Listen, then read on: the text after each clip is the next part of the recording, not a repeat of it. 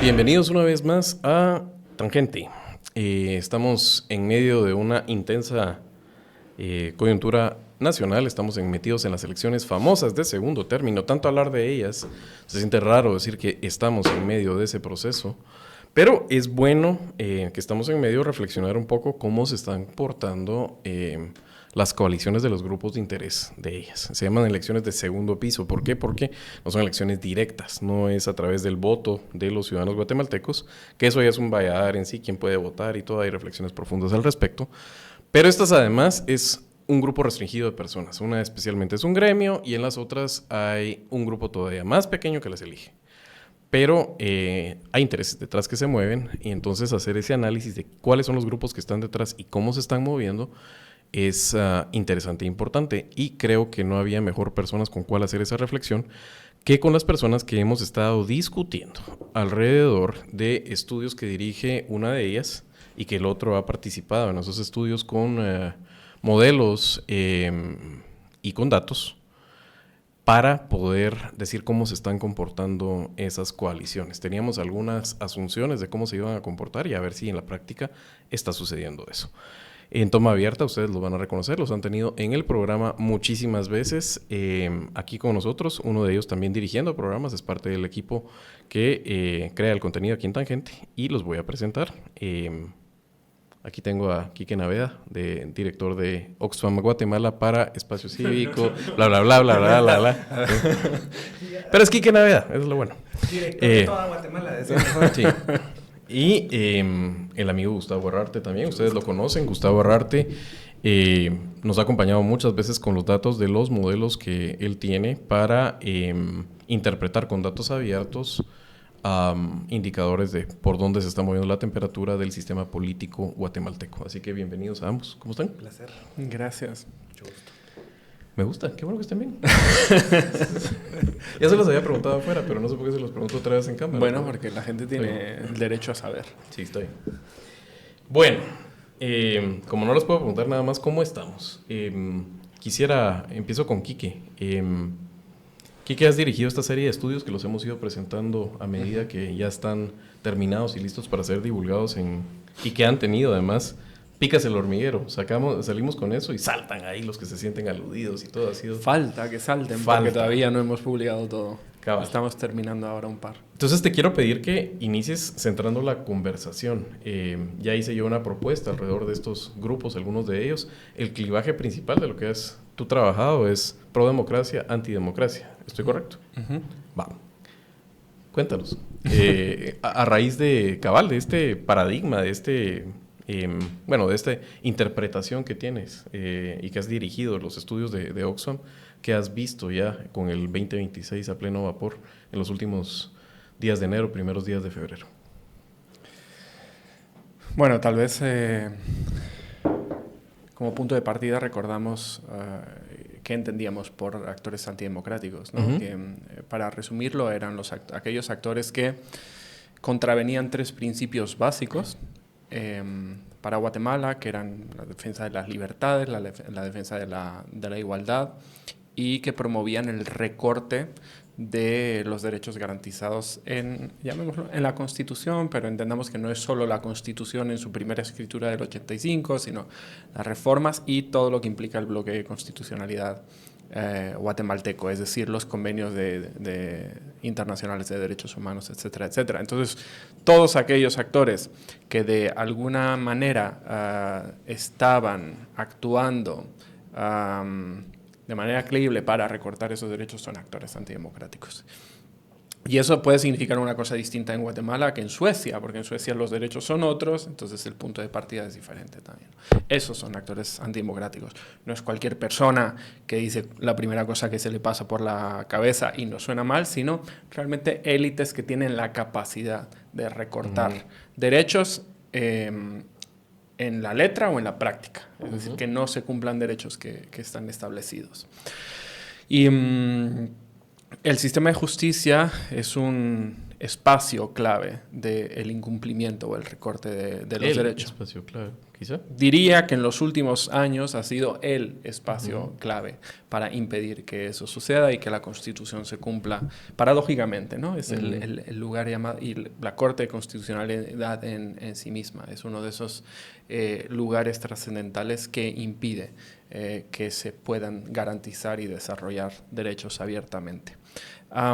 Los actores que nosotros identificamos, digamos que caían fundamentalmente en dos grandes categorías, que les llamamos los ultras y los mafiosos. Los mafiosos son los, iba a decir clásicos corruptos, pero no necesariamente son tan clásicos, y los ultras tienden a ser más ideológicos. Personas que pasan por ideológicas y en muchos casos lo son. Y los otros más piratas. Y detrás de los que muy a menudo también hay una defensa arraigada de privilegios, ¿no?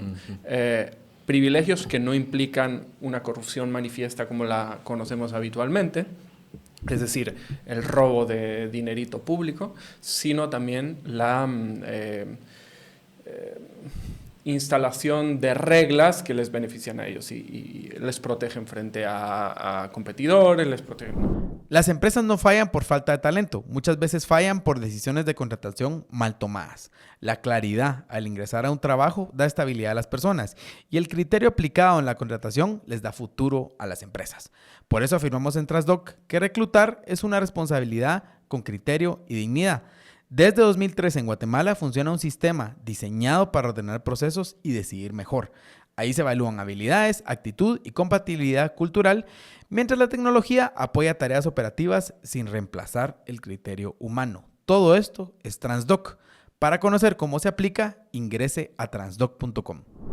Digamos que se pueden reconocer como una parte de esta sociedad, que nacieron en un lugar en esta sociedad y defienden estructuralmente cómo esta sociedad ha sido construida y los enclaves de privilegios para que se mantenga el statu quo de acuerdo a cómo les ha beneficiado a ellos y a sus ancestros. Por así decirlo, pero no quiero que se entienda únicamente como la defensa del orden social vagamente entendido, no solo estructuras sociales, sino estructuras legales. O sea, defender cómo el Estado protege a nuestras empresas frente a competidores, defender cómo nos abre mercados a nosotros y no a otros, defender cómo se impide que se recolecte impuestos que nosotros deberíamos pagar en mayor medida frente a otros.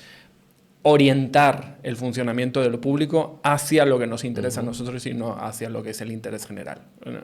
No quiero que quede abierto a que la sociedad funciona de esta manera. No, es cómo ponemos al Estado a nuestro servicio, básicamente. Y para ponerle, la captura del Estado. Para ponerle nombre y apellido, o sea, o no ponerle nombres y apellidos, sino para terminar... Al actor nos referimos de la oligarquía. Sí, del actor económico que realmente su fortuna está basada de generaciones atrás a tenencia de la tierra y que esta además el modelo de negocios tiene que ver con privilegios establecidos en la letra pequeña de la regulación. Sí, digamos que el atajo es decir la oligarquía, pero nosotros incluimos también a una serie de élites rentistas que no necesariamente son oligárquicas ni necesariamente son históricas, ¿no? Bueno, este es el marco general y como digo, ahí hay un espacio esencial que es el de la justicia y en general los actores de justicia suelen ser actores burocráticos vinculados con la corrupción.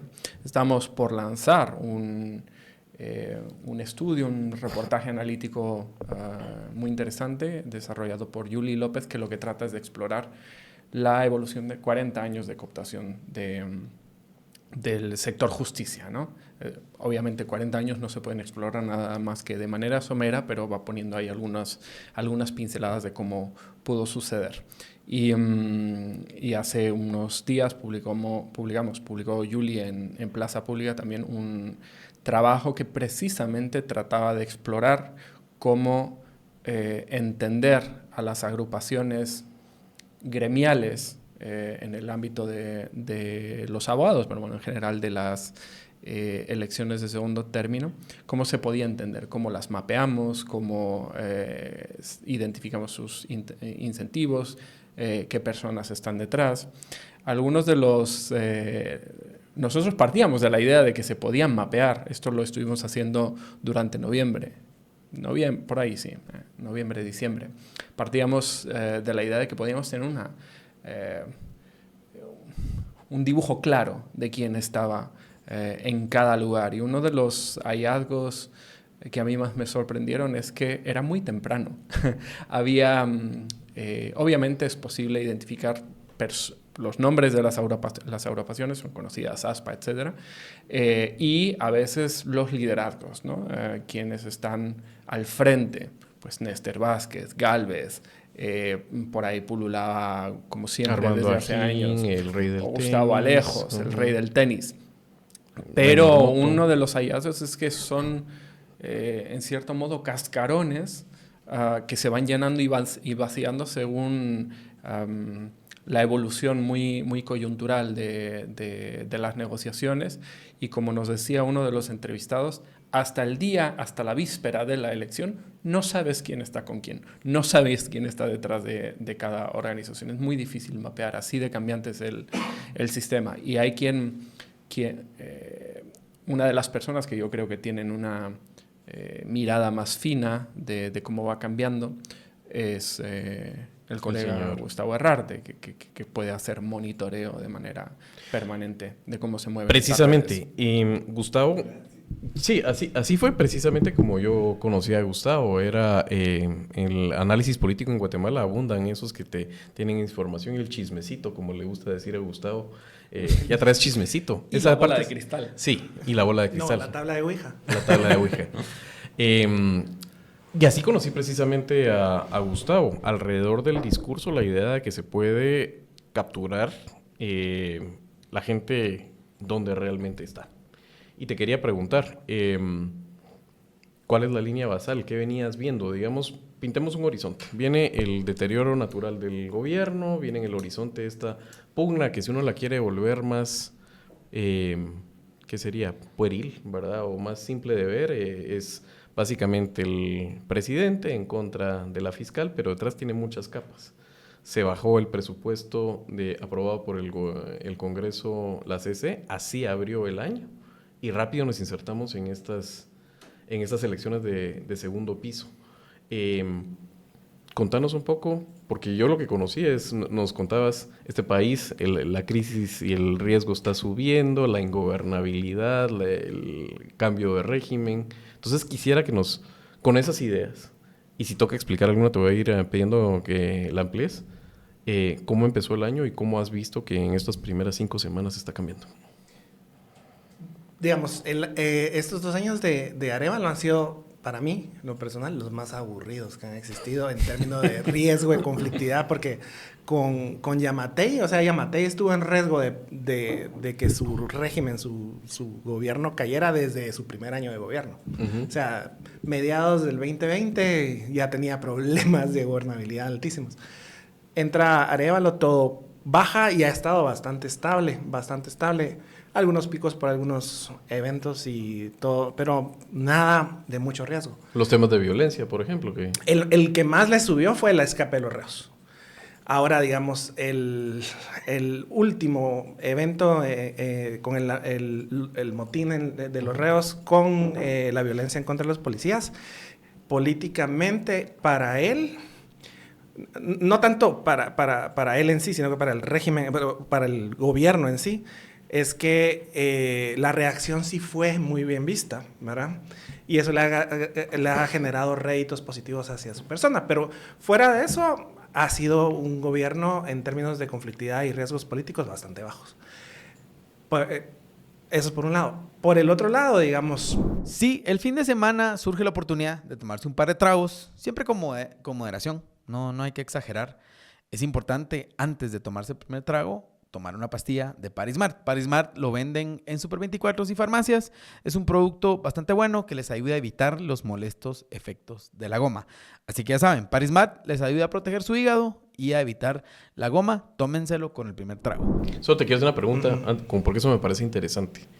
A ver, Y por cierto que estos españoles que hacen estos análisis de visualpolitik, no, otros españoles, no ni Hering ni nada. No soy culpable de todo lo que hacen los españoles. No, hicieron un análisis con ocasión de los motines en las cárceles y lo ataban precisamente con el fenómeno político, que creo que es interesante hacerlo. Una de las premisas que, si uno asume verdaderamente que hay mano y la conexión entre la clase política y estos actores, en este caso antidemocráticos, uno podría pensar la parte menos ideológica quizás, sino la parte más de la cleptocracia, los operadores de justicia, los políticos, provocando estos motines. La tesis uno pensaría que era crearle inestabilidad al gobierno y tirarle la opinión pública en contra.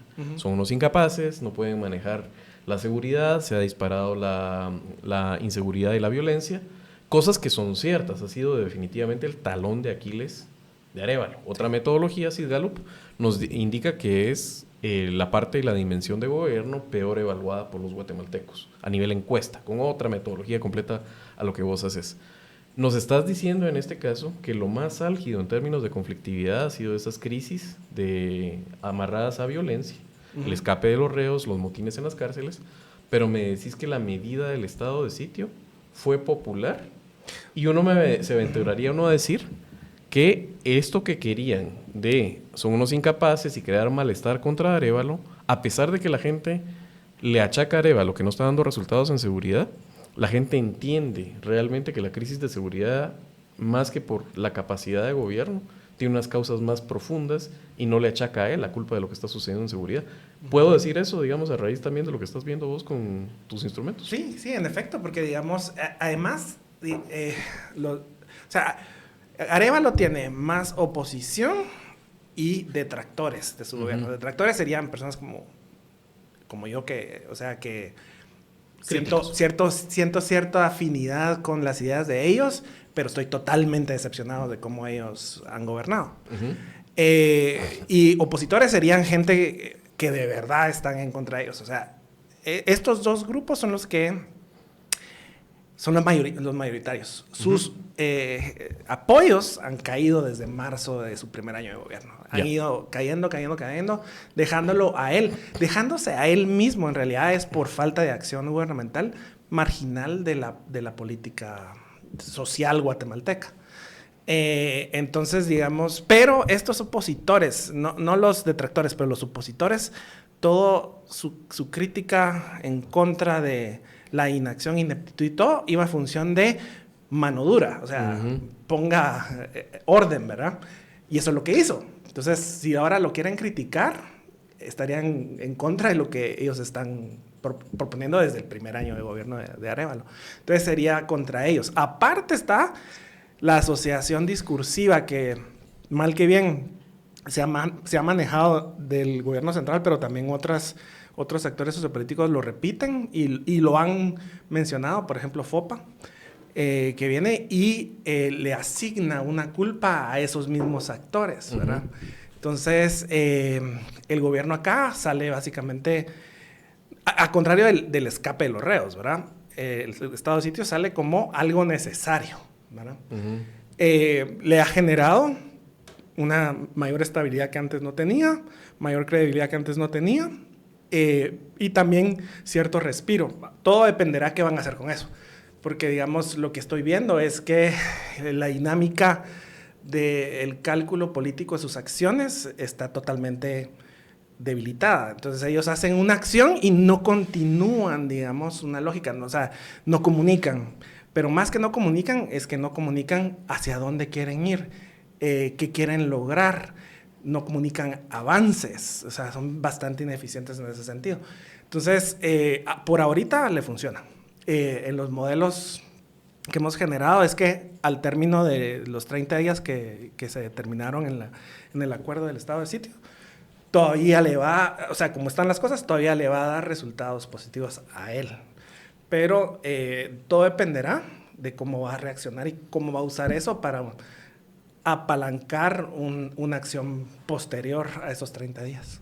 Te quería preguntar también, porque estábamos hablando que en los últimos días del año pasado, y casi para dejarlo sin ningún margen, la Corte de Constitucionalidad se bajó el presupuesto. aprobado por el Congreso. Un presupuesto mayoritariamente impopular. Es muy difícil vender la idea de que hay que gastar más pisto. Esto generalmente es muy complicado. Además, podemos ver, y me imagino que los viste, con ese tema, el alineamiento discursivo y la campaña que hicieron opositores, aquí no detractores, sino opositores a Arévalo, en contra de ese presupuesto. Una campaña muy fuerte. Las cámaras empresariales, sobre todo las más grandes y que además trabajan muy de la mano, que es agro e industria. Después se lo baja la CC y creo, pero me dirás, políticamente siento que hay una oportunidad, porque otra vez como que los actores peor vistos por la población o asociados con lo que no funciona en el país, la justicia deteriorada y los principios antidemocráticos, se bajan el presupuesto. Y después pasa una ampliación que realmente ha sido anticlimático, no despertó el malestar que sí había, digamos, no solo en los opositores, sino también en detractores de gobierno de un presupuesto que no era popular. Y prácticamente eso, más el estado de sitio, lo ha tenido como en estas semanas más tranquilo, ya en medio de las elecciones de segundo piso. Eso es lo que yo siento y veo. Pero eso es, como vos decís, con la tabla de Ouija y lamiéndome el dedo y viendo dónde hace frío. Pero ¿qué has visto vos alrededor de esto, digamos, de lo que acabo de decir, para decirme si va por ahí o no? ¿Cómo has visto? No, en efecto, o sea, sí, o sea, el gobierno central, el ejecutivo, así como la sociedad entera, estos 2 años de gobierno, no importa qué podemos criticarle. Tanto el gobierno central, ejecutivo, como nosotros, como sociedad, hemos vivido 2 años de paz, ¿verdad? Los momentos de riesgo de digamos que la administración de Semilla haya caído es bastante bajo, ¿verdad?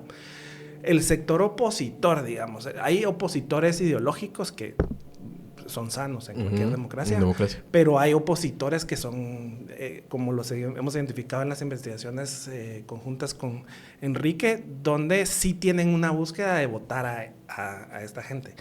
Esos son los que no la han tenido tan bien, porque lo que ha resultado de estos 2 años de gobierno de Semilla es que no se han polarizado, se han marginado de la acción política.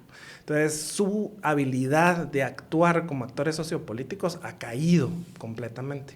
Entonces, por ejemplo, Fundaterror. O sea, ellos van a tener su punto más alto de poder en los últimos 2 años de Jimmy Morales, ¿verdad? Y se van a institucionalizar con, ¿cómo se llama el presidente Yamatei? Y con Consuelo Porras, ¿verdad? Eso va a ser su punto más álgido, ¿verdad?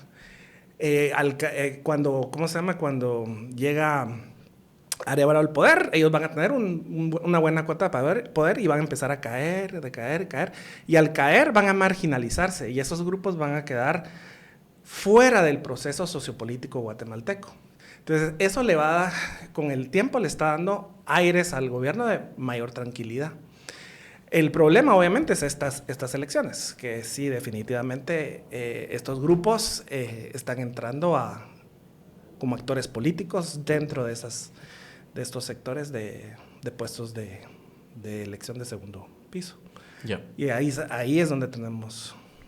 Y que es donde está su mayor fortaleza, porque pese a que les hemos estado yendo a hacer ruido, diseminar sus discursos con una fuerza prodigiosa, en realidad no estaban logrando tener buen encaje con la población y en algunos casos no estaban logrando tener buen encaje en la propia red de las derechas, que era a quienes estaban clarísimamente apelando.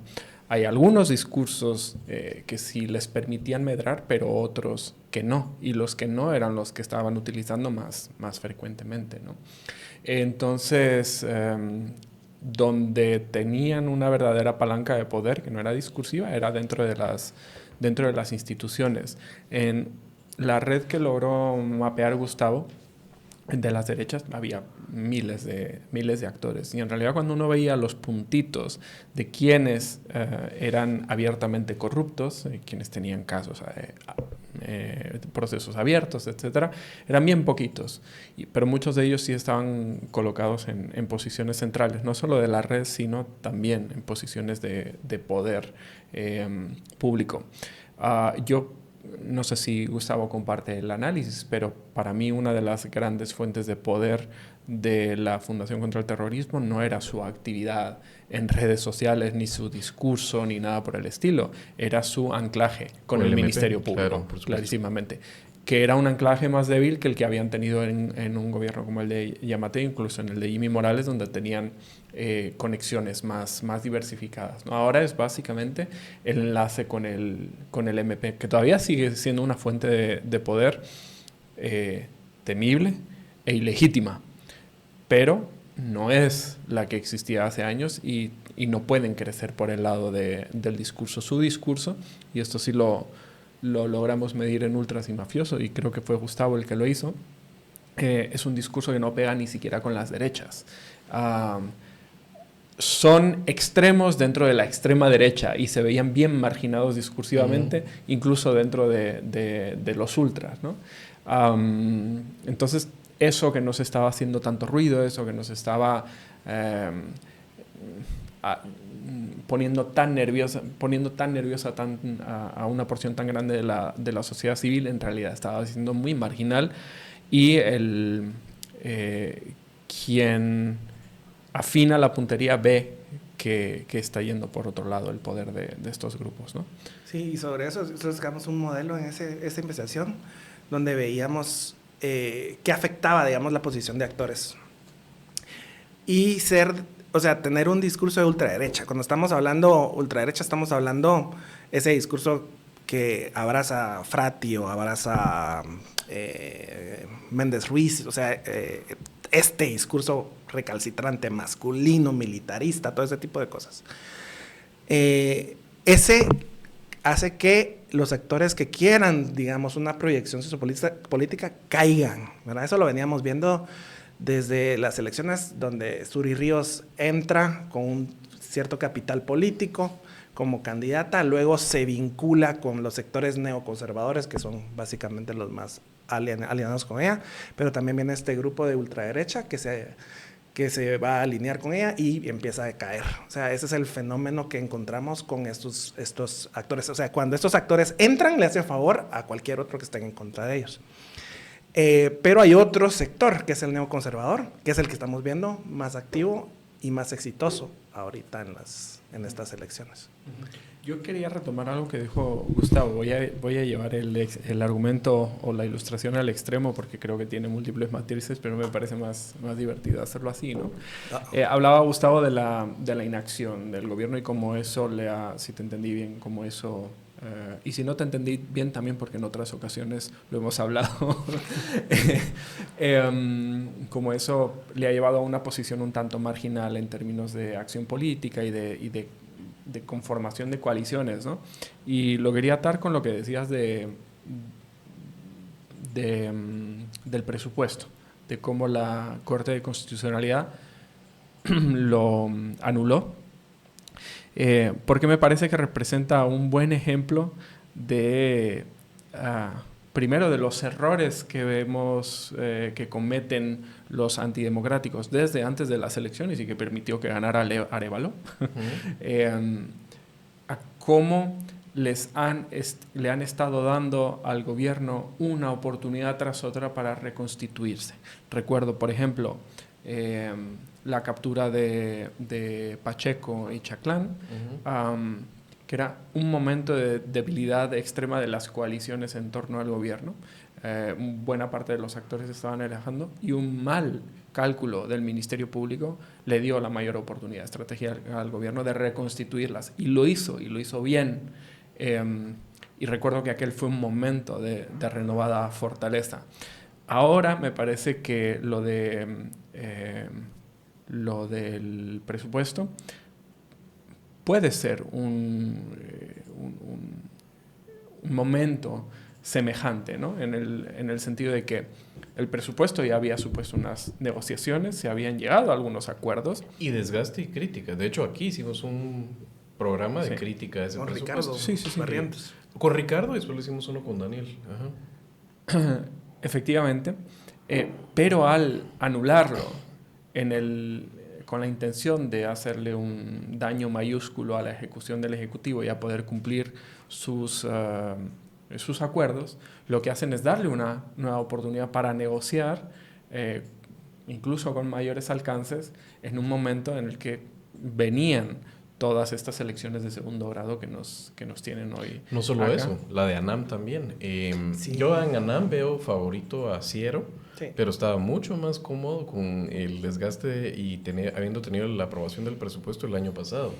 Lo que le dio en este momento al candidato que empuja el oficialismo a Redondo es que la proximidad con la ampliación y que le dio la oportunidad de tener una ronda de adentro de la ANAM diciendo yo estoy pegado al el mismo concepto viejo, aquel de que dijo Cacarrala, Tupas, el extraditado alcalde ¿de dónde era? ¿De Nueva Santa Rosa? No, El- ¿qué era de Barbarena? No me acuerdo. Bueno, pero el que dijo hay que estar con la teta que tiene leche y la teta que Sí, tiene creo que leche Barbarena. es la del presidente y volteó a ver los pectorales de Yamatei. Entonces, en este momento es posible todavía que gane Ciero, pero si gana va a ganar con menos comodidad de la que habría ganado si no le ponen esa oportunidad a Redondo de atar a la aprobación de la ampliación y todo. Ya vieron cómo está el Congreso, ya vieron cómo está el tema de la coalición allá adentro. Vénganse conmigo, que soy oficialista. Pero quizás para cerrar el argumento, y como digo de una manera un tanto tosca, porque hay múltiples matices y no necesariamente es así, no solo le están dando una oportunidad, le están forzando a un gobierno al que no se le ve con tanta inclinación a buscar constantemente coaliciones y mantener el vigor, a revitalizar. Los obliga a salir de su concha en sí misma. Y a revitalizar sus acuerdos Sí. y a reforzar las coaliciones en momentos clave. Y eso me parece divertido. O sea que los mejores ajedrecistas no están en sexta y sexta, sino que son los ultras. Ajedrecistas en su contra. Sí, por eso. Sí, ajá, estrategas de gobierno. De hecho, una cuestión, me recuerdo de las veces que hemos hecho aquí sentencias y análisis así con conclusiones muy fuertes, lo hicimos después de la elección de altas cortes en Guatemala. Y habíamos dicho, estas cortes son unas pésimas cortes en cuanto a calidad para la justicia, pero este es prácticamente la tapa al pomo del golpismo, lo dijimos, y tuvo muchísimas críticas. Nos llamaron tanto a Daniel y a mí diciendo cómo se atreven a decir eso, el golpismo sigue y todo. Y básicamente nuestro análisis estaba atado a los jueces que quedaron en la Corte Suprema son malos, pero todos son una banda, en este caso no de ultras, sino es esa banda de antidemocráticos, pero todo depende de la coalición en la que estén. Si no, dejan de ser antidemocráticos siguiendo siendo corruptos. Ese caso era, no mirábamos nosotros jueces que iban a ser golpistas en términos de pasar ante juicios y ese tipo de cosas. Yo creo que la realidad de eso ha envejecido bien ese análisis, lo estamos viendo en este momento, pero quería las reflexiones de ambos en cuanto al golpismo. Yo creo que el golpismo prácticamente está sepultado en sí mismo, o sea, ya aceptó el sistema, hasta los actores que les costaba leerlo, que va a haber un cambio en la Fiscalía General y además diría yo que especialmente los actores de la Corte de Constitucionalidad, que fueron los que estuvieron en contra de avalar la decisión de las elecciones, que son Néstor y Dina, parece ser los que tienen más cuesta arriba la reelección en este caso, diría yo. Pero quería preguntarte, Gustavo, ¿cómo lo estás viendo, sabiendo que no todas las elecciones de segundo piso son iguales? El camino de Dina probablemente tendría que ser a través del Congreso. Yo lo miro muy cuesta arriba. Miremos otra vez la coalición que aprobó la ampliación en este momento. Y el camino de Néstor es en un colegio de abogados y notarios en el cual, si bien no veo con la fuerza que traía la elección de Goyo y Edgar, por ejemplo, de todas maneras ve uno, digamos, otra vez a un Gálvez en ese caso, porque no es la misma alianza que tenían para Tribunal Supremo Electoral, se va a difuminar. Veo a Néstor y su grupo de ASPA con UGAP menos fortalecidos comparado con Gálvez o lo que puede traer en este caso Unión por la Democracia. Pero ¿cómo lo están viendo ustedes en términos de eso del golpismo, digamos? ¿Está sepultado el golpismo? A ver, a mí me cuesta ser tan determinista y tan tajante como eres tú. Yo no veo muerto nada, veo vivo todo. Pero alejémosle probabilidades. Lo que veo son, sí. Exacto, eso iba a decir. Lo que veo son distintos vigores y lo veo muy debilitado y creo que la probabilidad de que sobreviva o de que triunfe es muy baja, mucho más baja de la que había hace un año. Y creo que en ese sentido el análisis que ustedes hacían era muy atinado. Y que el sistema ha sabido replegarse hacia, como dicen los exquisitos, la transaccionalidad, ¿no? La corrupción abierta, la negociación. Dame que te doy. Y eso creo que es lo que va a prevalecer. Cuando digo que eso es lo que va a prevalecer, no quiere decir que en un evento golpista o en una situación en la que gobiernen los golpistas no va a haber eso. Va a ser lo uno más lo otro. Ahí se acumulan. No son excluyentes, ¿no? Pero la situación que se está configurando pareciera que el golpismo va de caída y que los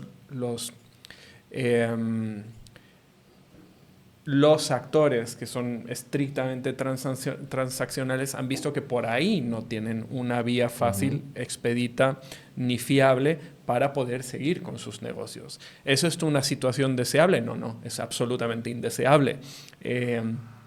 Pero no le sumamos esa otra capa de indeseabilidad que había. Yo sí creo que tiene muy pocas probabilidades el golpismo. Y sin embargo, todo está también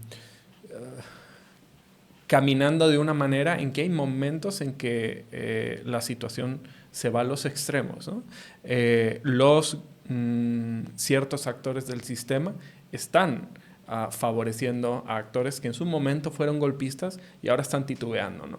Veamos la elección de postulantes para el Tribunal Supremo Electoral.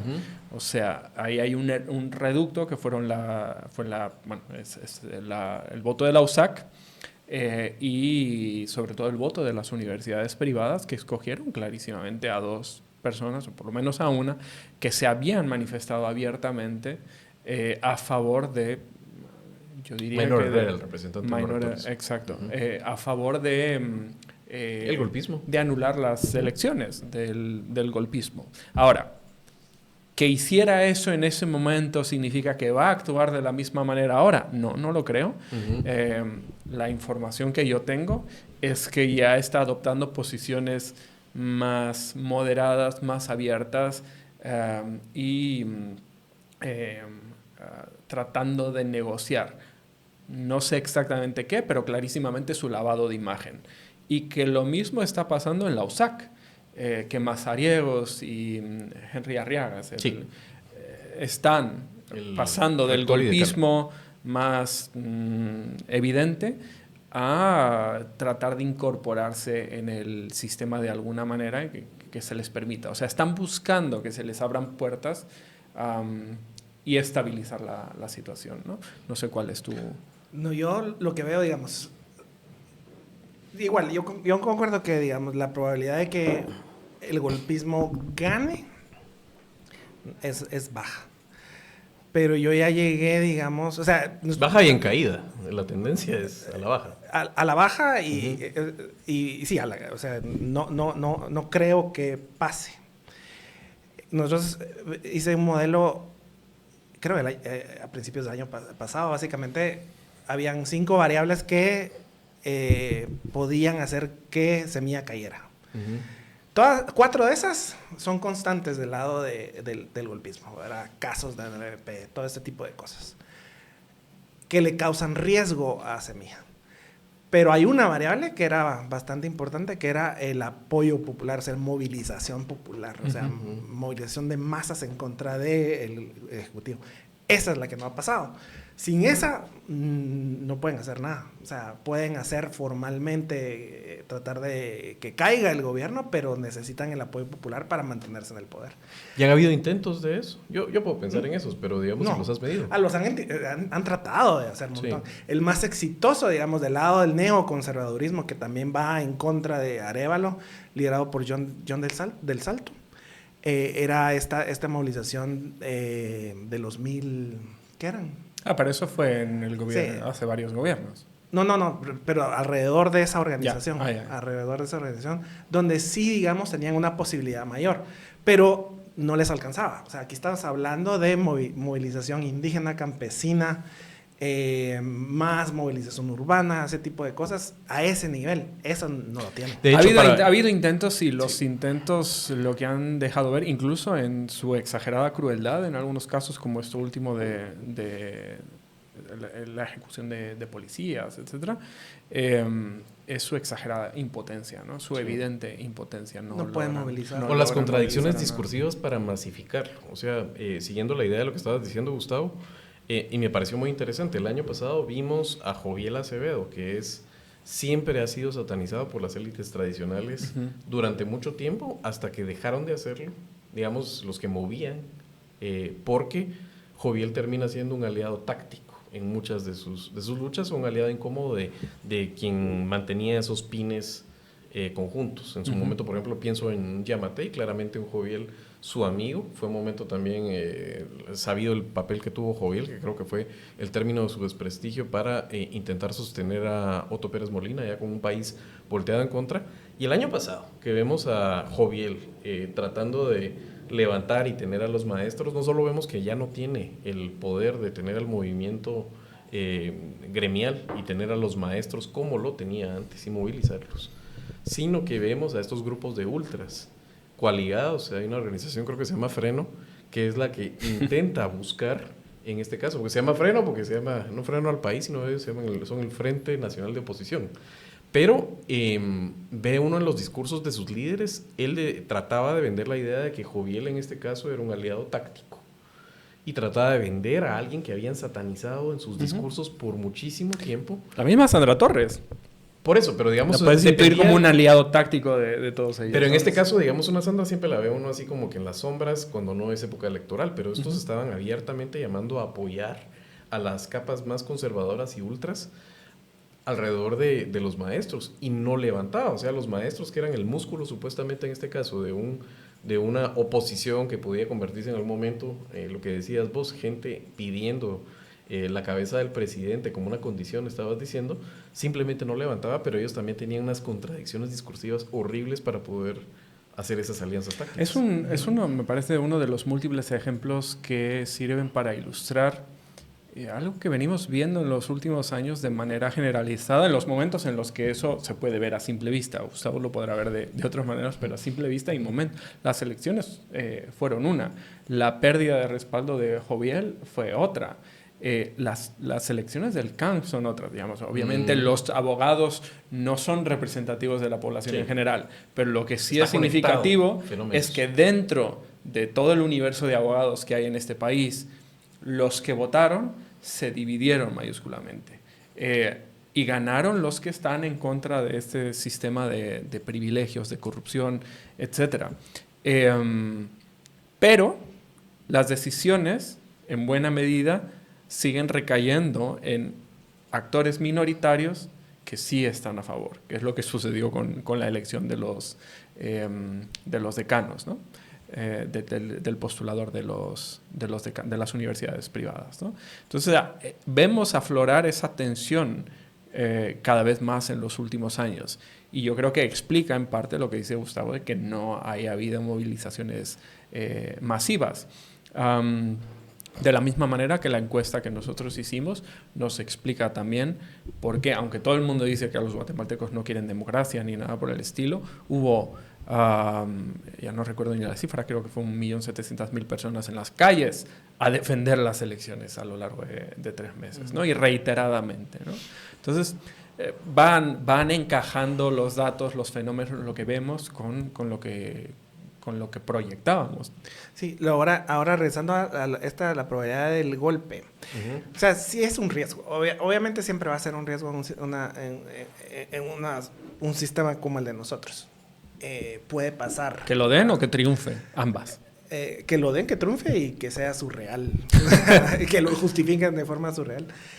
Ahora, lo que estoy viendo, esto ya es a nivel de discurso, ya no hay agencia para que esto suceda, pero lo que está generando, digamos, es que, o sea, si ocurre un golpe, o sea, quien haga el golpe, ¿verdad? Especialmente de estos grupos opositores, les va a ser imposible gobernar. O sea, Yamatei, o sea, estuvo a punto de caer un montón de veces. O sea, un montón. Si Codeca no se hubiera salido en el 2020, votan a Yamatei en el 2020.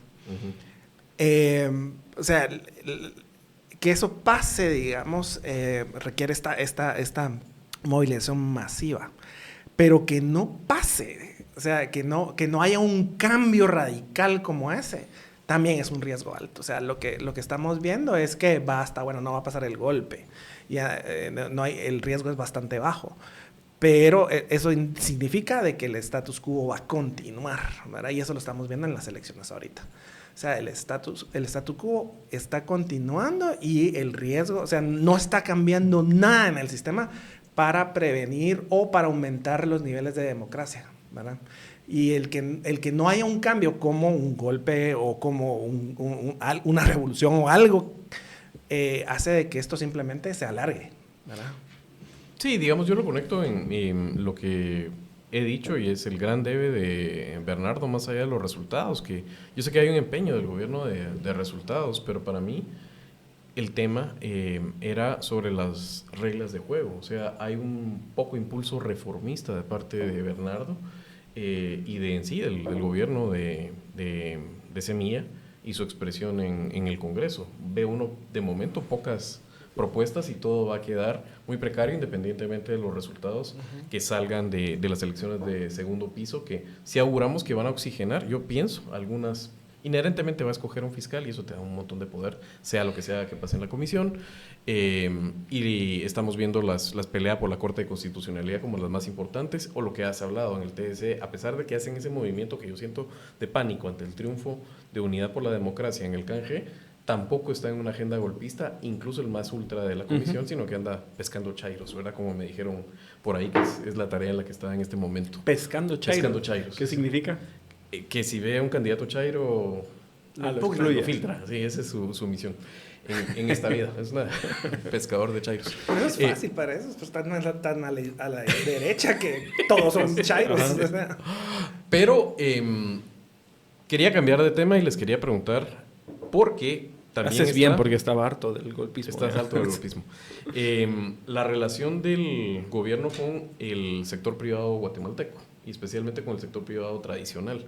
Vimos el año pasado las discusiones acerca de mantener o no en la agencia de en las alianzas público-privadas y la reforma que hubo, qué tanto se iba a dejar al sector privado. De hecho, había un intento de dejarlo mejor o mayor representado y había una parte, digamos, del oficialismo, y digo oficialismo porque quedaron electos por el partido oficial, aunque hay ahí un quiebre, que completamente en contra, incluso empujando sacarlos, absolutamente. Vemos después discursivamente al ministro de Finanzas, al presidente, defendiendo que se estén, pero se diluye esa propuesta de subir la participación y entonces se convierte en que esté todo como había estado y queda como un poco en tablas eso. También los vemos haciendo viajes conjuntos con el sector privado tradicional, no hay representación reformista ahí, ni de un sector privado con ideas, sí, reformistas diría yo, o de cambio, de propuesta de cambio de modelo, y con esos sectores que van y hacen lobby en Estados Unidos, interlocutan además oficialmente para tener negociaciones sobre los aranceles, etcétera, se toman la foto, pero después ve uno a este sector privado tradicional haciendo campaña durísima en contra del presupuesto, mira a algunas partes de ese sector privado tradicional, algunas, adentro de este juego de antidemocráticos y con intereses en estas elecciones de segundo piso. ¿Qué has visto? ¿Qué han visto cualquiera de los dos, digamos? O sea, lo que has visto del modelo de Gustavo y tus propias interpretaciones, y qué has visto, Gustavo, alrededor de esta relación que tiene un partido que se antojaba muy divorciado, que su sector de pertenencia no es el sector privado tradicional, pero que uno lo ve cómodo y muy cómodo, incluso aliado en algunos espacios, pero ve que también expresiones de ese sector privado tradicional siguen haciéndole y serruchándole los intereses y la gobernabilidad y su agenda a este presidente. Bueno, digamos, el beneficio mayor, digamos, uno de los resultados más grandes de Arévalo fue bajar, digamos, el riesgo sociopolítico para todos los sectores de Guatemala, incluyendo al sector privado. O sea, la capacidad de un actor sociopolítico, cualquiera que sea, inclusive los que están en contra de Arévalo, de actuar en el sistema político guatemalteco a todo nivel, es mucho más alto ahora. O sea, tienen la capacidad de actuar políticamente ahora que con Otto Pérez, que con Jimmy Morales y con Yamatei.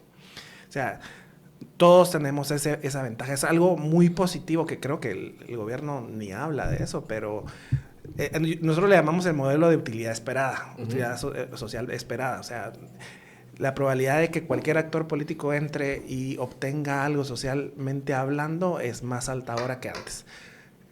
El sector privado se ha beneficiado de esa estabilidad. O sea, los niveles de conflictividad han sido históricamente bastante más bajos.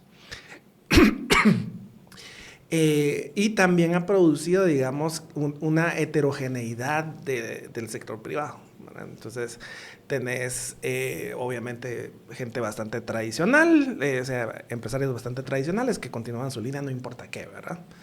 Pero tenés sectores bastante progresistas y progresivos que están, digamos, también actuando y ven el beneficio de una conjunción Estado y sector privado. Y a esos son los que yo veo más activos, digamos, y que se están beneficiando de esta relación con el Estado, especialmente ahorita que tenemos a Trump en contra de todo el mundo. Ahora, hay un sector privado de que sí está y se mantiene bastante activo en contra del gobierno, bastante ideológico en contra del gobierno, donde sí se ve una conjunción con sectores de ultraderecha, ¿verdad? Y sectores neoconservadores. Pero al entrar con esos actores, este sector del sector privado se está marginando. O sea, básicamente el alcance de estas redes de ultraderecha y de neoconservadores están siendo marginados a un sector social o sociopolítico que no tiene ninguna influencia, ninguna posibilidad de influencia. Mientras que el otro sector privado que se está beneficiando de esta relación y de la paz generada por ese Estado, los ves activos y abiertos y buscando apoyos y generando apoyos. O sea, dependiendo del sector económico que te refieras, ¿verdad? Así vas a ver actores que se van con la ultraderecha ideológicamente en contra y atacando al gobierno, ¿no? O sea, dirías que se ha oxigenado digamos, por lo menos el espacio cívico y suficiente como para dejar de entenderlos. A ver si voy a poner orden mis ideas. Yo siento que tiene que hacer un corte de cómo se comportaba el sector privado tradicional antes de la crisis de Otto Pérez y después de eso, sobre todo con la CICIG, cuando sintieron el agua al cuello. Y para atrás, las cámaras tenían intereses distintos. No es el mismo interés de los agroexportadores, de los importadores, ese tipo de cuestiones, ¿verdad? Yo no la miraba claramente que sí había diferencias, a pesar de ser todos más que todo conservadores y tradicionales. Después de eso, uno los miraba más aglutinados, más coordinados. Sin embargo, si te entiendo lo que estás diciendo, viene Arévalo y crea unas condiciones en las cuales uno los ve otra vez más separados. En una línea, unos más cómodos con este gobierno, otros menos cómodos y con una oposición, incluso en algunos casos, más ideológica. Y me hace sentido porque oigo anécdotas del tipo, por ejemplo, no saquemos este comunicado sobre cómo en los puertos se han agilizado los procesos y ha bajado la corrupción, porque no queremos darle ni un centímetro a Arévalo, mientras que otros proponen reconozcamos lo bueno que se está haciendo, etcétera. O algunos que subió el salario y todo, pero nos está yendo mejor que nunca.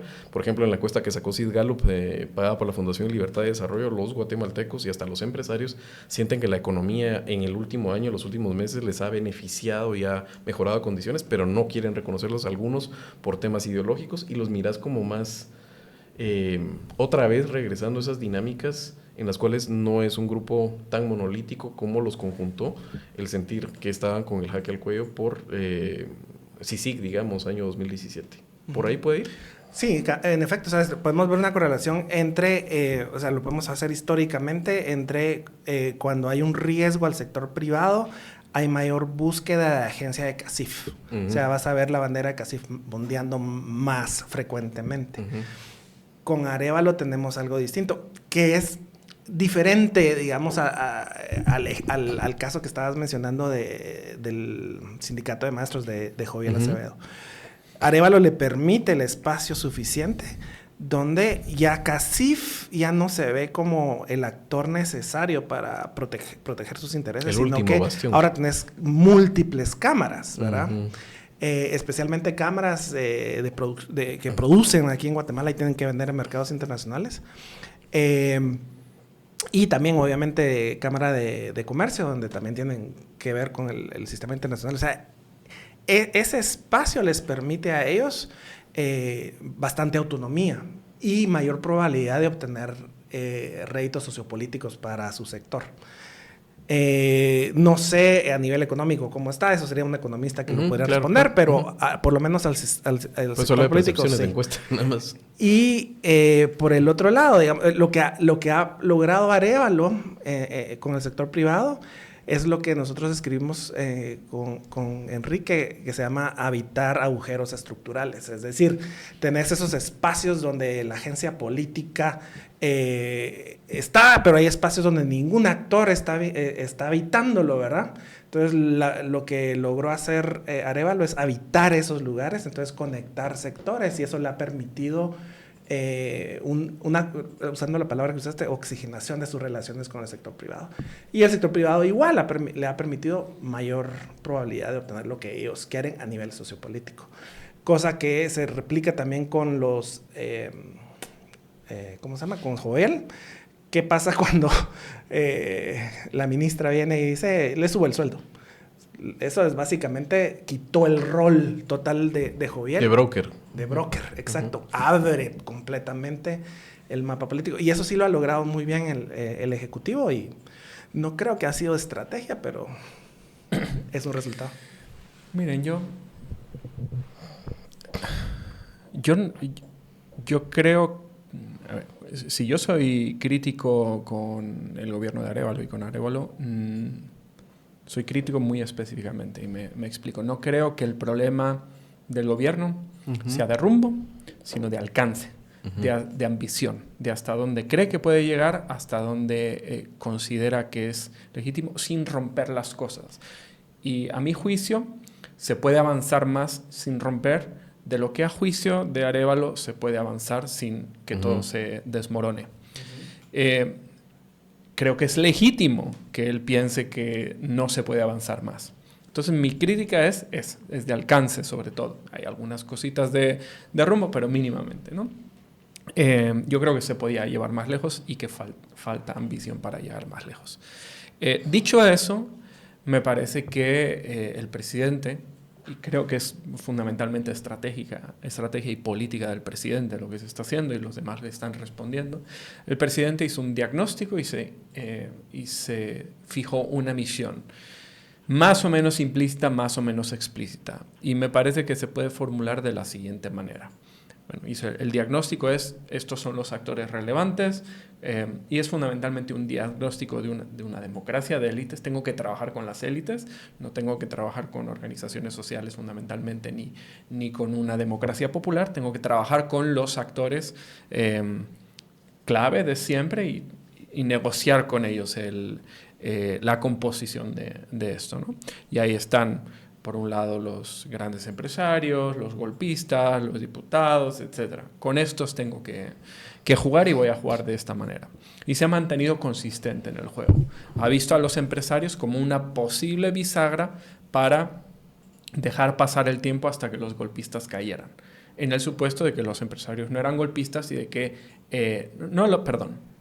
no los empresarios, el gran empresariado tradicional, el sector privado organizado, que es muy diferente del resto del empresariado, no la oligarquía, por decirlo de una manera más tosca.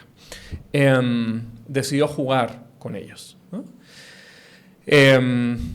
Porque la búsqueda de Arévalo, me parece que ahora está más claro, es que la posibilidad de ampliar de la democracia no se vaya al traste. Y eso es lo que estaban intentando los golpistas, ¿no?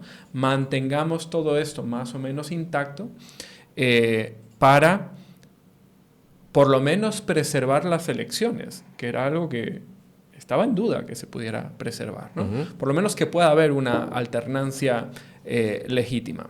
Y mientras tanto, nosotros ejecutamos el presupuesto y ofrecemos mejores servicios a la población. Han sido sobre todo los golpistas, pero no solo los golpistas, los que han tratado de torpedear constantemente la posible ejecución del presupuesto y la oferta de servicios. Aún así, pues el gobierno está descollando con respecto a los anteriores, creo yo, por lo menos en ciertas parcelas, ¿no?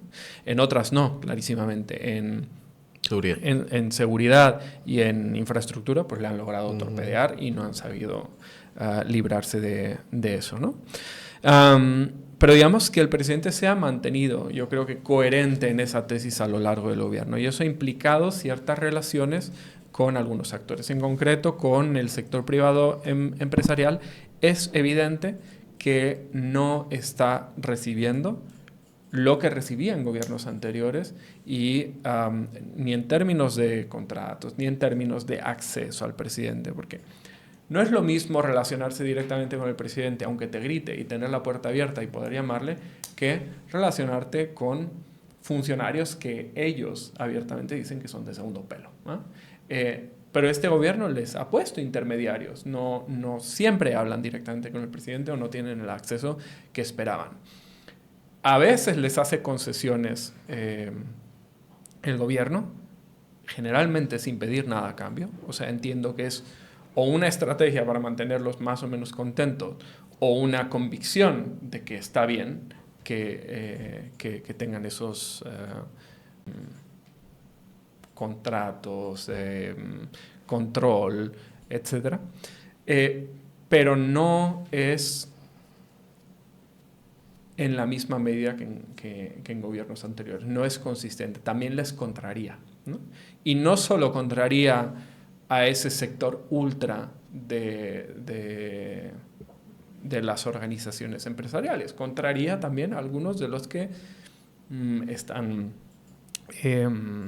pueden estar más cerca, ¿no? Pueden estar viendo oportunidades. Y creo que en parte eso es lo que explica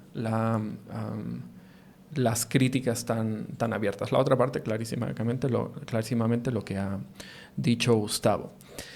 En resumen, creo que una de las misiones que se impuso el presidente fue, tú has dicho, abrir el espacio cívico, tú no recuerdo qué expresión utilizaste, elevar la utilidad esperada social esperada de los grupos. Yo creo que una de las misiones que se impuso el presidente fue que aquí todo el mundo pudiera hablar y expresarse sin miedo a que un rival político los atacara. Y creo que lo ha cumplido en la medida en que él lo puede, que está exclusivamente en su mano. Es decir, el gobierno me parece que no está atacando a nadie por ser rival ideológico o político. No podemos decir que en el país no se esté atacando a nadie, porque los rivales del presidente están atacando a todo el mundo por cuestiones políticas, sobre todo el Ministerio Público y algunos jueces, ¿no? Y hay mucha gente que es de la opinión que el presidente podría actuar más para dificultar eso. No está en su mano evitarlo, pero podría hacer más cosas. Pero lo que sí está claro es que él no lo está haciendo, ¿no? Y en ese sentido ha ampliado muchísimo la posibilidad de interlocutar y ha bajado la polarización. Él, o sea, sus acciones o el que haya dejado de hacer ciertas cosas que se hacían antes, ha reducido la polarización. Y cuando reduces la polarización, ¿qué sucede? Que grupos que estaban atrincherados y en conjunto empiezan a disgregarse, ¿no? Empiezan a dejar de ver lo que los une, que es hace unos años la búsqueda de impunidad, para empezar a ver matices, para empezar a decir, no hombre, sí podemos trabajar en este ámbito y tú estás loquito, ¿ya? O sea, yo no voy contigo, ya no doy dos pasos más contigo. Entonces, en ese sentido, creo que la estrategia del presidente, si es que esa estrategia, creo que también es predisposición suya, no es una forma de ser, una forma de actuar, un carácter, un talante. Su estrategia ha dado resultados y esos grupos empiezan a disgregarse y los que estaban atrincherados en una esquina se empiezan a acercar a una zona. Iniciaste diciendo que tenías críticas a eso por la falta de profundidad. O sea, dando por buena... alcance, por la falta de ambición. Sí. Exacto.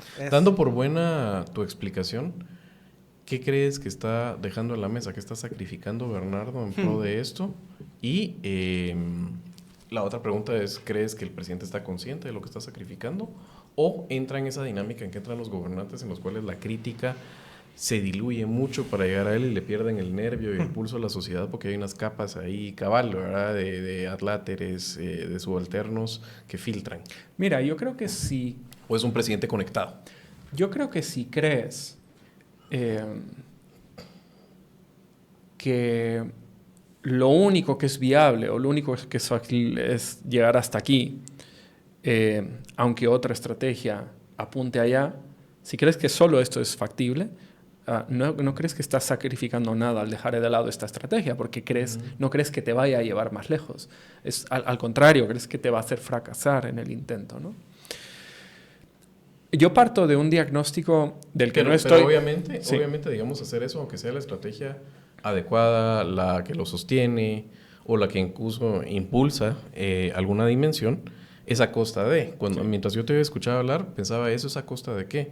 Es a costa de legitimidad, es a costa del entusiasmo de un movimiento que parecía que empezaba a gestarse alrededor en el 2023, es a costa de empujar un sector privado reformista, es a costa de una mayor eficiencia, por ejemplo, en el gobierno, precisamente donde más le aprieta el zapato. ¿A costa de qué está dejando?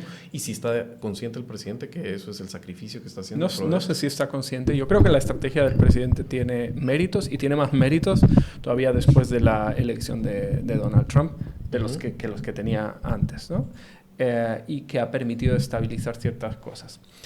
Tampoco estoy seguro de que mi diagnóstico sea completamente factible, ¿no? Pero es muy evidente que el presidente optó por afianzar a un sector privado organizado, que es muy problemático, es terriblemente problemático, le devolvió un montón de poder, le devolvió una centralidad que yo creo que estaba perdiendo y de hecho estaba absolutamente en horas bajas en los últimos años, porque su apuesta fue acabar con golpistas, marrulleros, delincuentes que no son de cuello blanco, ¿no? Y que están enquistados en el Congreso, están enquistados en el Ejecutivo. Y es cierto. Pero sobre todo la forma como decidió sí, acabar con ellos, que era el juego largo de los 2 años y medio. ¿No? Y para ese juego largo posiblemente necesitaba a un CACIF. Y por CACIF no entendamos solo la organización CACIF, sino lo que la rodea, ¿no? Un CACIF tranquilo y estable, o más tranquilo y estable que si los hubieras estado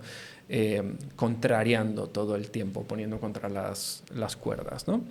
Y es cierto que este otro grupo, el de los corruptos, el de los mafiosos, el de los abiertamente delincuentes, es un grupo emergente. Yo creo que en los últimos años lo hemos visto crecer un montón en presencia y en poder. Pero hay una diferencia. Primero, están mucho más fragmentados. No es un poder establecido histórico.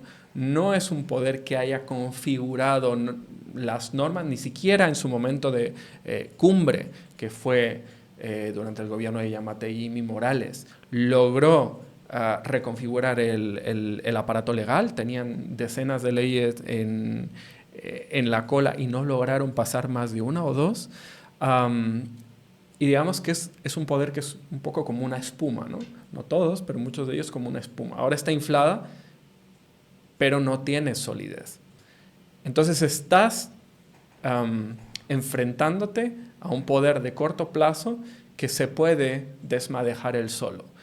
Y para lograr esa victoria, estás consolidando a un poder histórico que estaba en horas bajas, en lugar de reducirlo todavía más, ¿no? Entonces, es muy probable que después de pasar esas horas bajas y con el flotador, el salvavidas que a mi juicio se les ha tirado en estos últimos años, ese poder histórico vuelva a reflotar. Y vuelva a actuar de la misma manera en que ha actuado históricamente, ¿no? Que es controlar, ejercer como un mecanismo para el control de privilegios. Regresando a esto que Enrique estaba diciendo de el nivel de profundización de cambios que que esperaríamos nosotros que se produjeran. Richard Couto, un sociólogo portugués, hace años escribió un artículo sobre tipos de empoderamiento. Y, digamos, la democracia lo que pretende, digamos, es un empoderamiento sociopolítico. Y el empoderamiento sociopolítico básicamente es que el ciudadano tenga la capacidad de, más allá de las elecciones y todo, cambiar y participar y tener voz en el sistema político. Eso, digamos, si regresamos al discurso electoral y el discurso público de Arévalo o de Semilla en general y Raíces, eso es lo que uno entiende que es lo que ellos querían alcanzar. Pero lo que logramos en estos 2 años es básicamente un empoderamiento tokenista, es básicamente un empoderamiento simbólico. Fuera de este contexto que tenemos con Arévalo, ese empoderamiento no es real. Y todos tenemos que estar conscientes de esto. O sea, estas elecciones de segundo piso estamos descubriendo de que todos estos grupos neoconservadores, grupos ultraderecha, muy pocos fuera de esos 2 grupos están en contienda.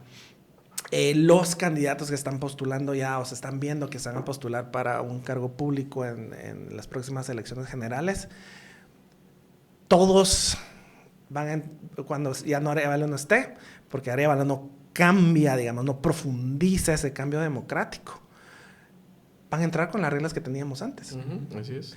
Y entonces ese espacio cívico, esa oxigenación, esa habilidad de llevar metas sociopolíticas se va a perder, simplemente. Entonces vamos a regresar a lo que teníamos antes. Bueno, lo que sí es que se nos acabó el tiempo por el día de hoy. Sin duda, la verdad es que creo que teníamos todavía material para más, pero lo hacemos este ejercicio regularmente, así que espero que lo hagamos antes de que terminemos ya de cerrar este ciclo político de las elecciones de segundo piso.